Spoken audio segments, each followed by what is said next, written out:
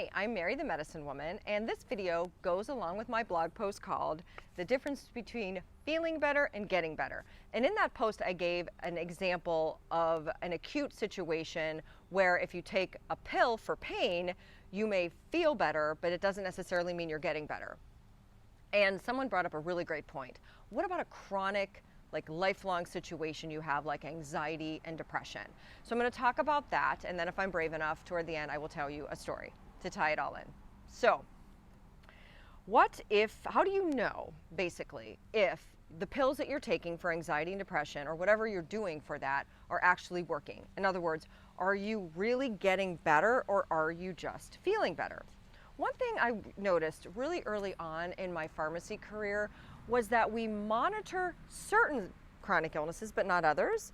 My diabetic patients were all told, monitor your blood sugar a couple times a day. Keep track of that stuff. See how you eat affects how your blood sugar is, how much insulin you take affects your blood sugar. And these people really kind of tune into that. Our heart patients, we monitor them. We monitor their blood pressure. Some of them even get a monitor.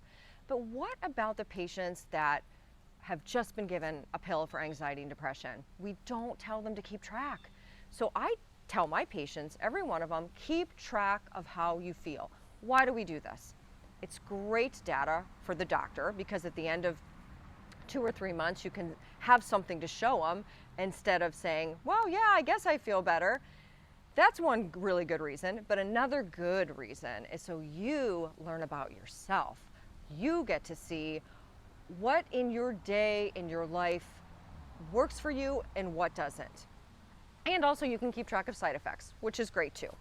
So start on your medication and you keep track. And you may see patterns emerging. And a lot of my patients tell me they do see patterns. For example, whenever they go for a walk in the woods, on those days, they feel really good. It's not to say they didn't take their antidepressants that day, they did, but they noticed something about themselves. In the time of COVID, we've noticed that some people just, we don't miss at the end of that period we haven't seen them. And then we start to talk to them again, and we've realized, God, we feel just so down on ourselves, we're miserable. And that person just doesn't make us feel good. What are some other things people told me? They realize they don't really like their line of work.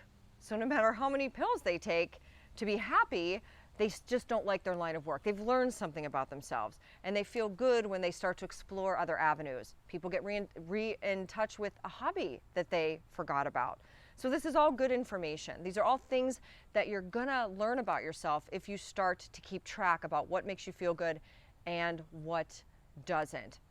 And that's a very different approach than just taking a pill and hoping to kind of push through anything that may still be making you miserable, because we all ultimately know. And here's the story, which is really hard to tell. But a few years ago, I had a patient that I noticed that the doctor's written another antidepressant for her. She's 60, and I'm wondering, and I looked at her profile, she's been on these things for a long time.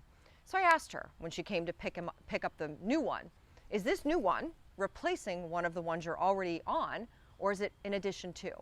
And she said, it's in addition to. And I said, wow, that's a lot of pills. And she said, it is. And I said, do you think these pills are helping you? Again, a question that we rarely get asked, right? And she said this: I've never been happy except with these pills, but I know that it's a fake high. And then she said, you know how a kid's life is supposed to be sunny? Mine has always been gray ever since I was 4 years old. And then she said, I've really honestly never had a happy day in my life. And I thought, wow, that is really so profound. So it wasn't that she didn't know, but she kind of, she used the pills to make everything okay, to kind of push through.